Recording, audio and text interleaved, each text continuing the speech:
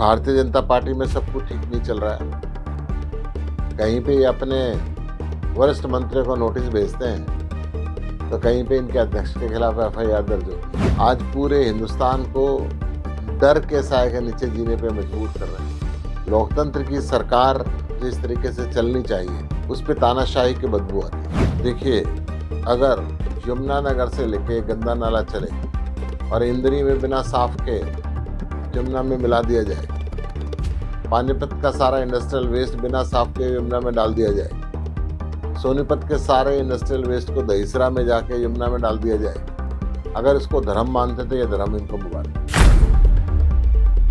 आम आदमी पार्टी ने तय किया कि हम नगरीय निकाय के चुनाव मजबूती से लड़ेंगे।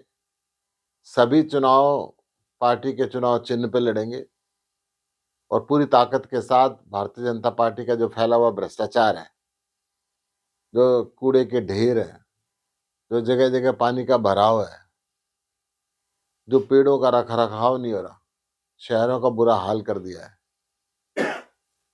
उस विषय को मजबूती से उठाएंगे और एक पारदर्शी निगम बनाएंगे और क्षेत्र के लोगों की भलाई के लिए काम करेंगे।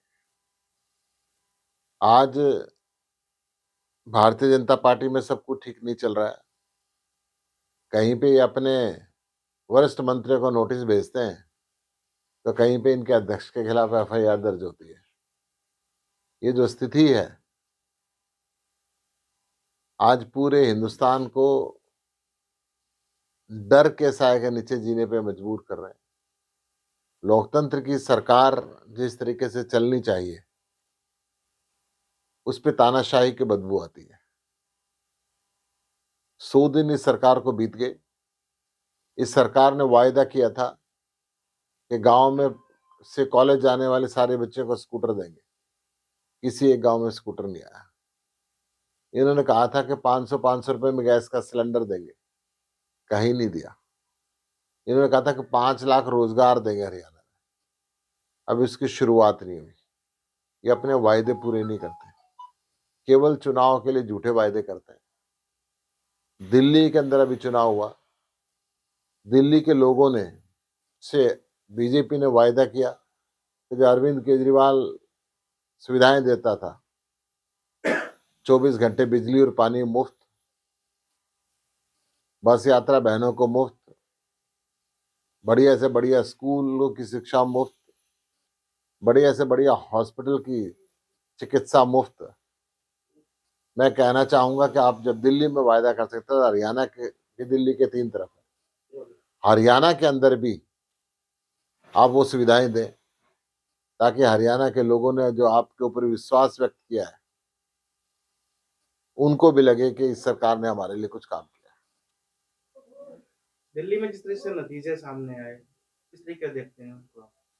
देखिए, क्योंकि 3 बार सत्ता में रही पार्टी।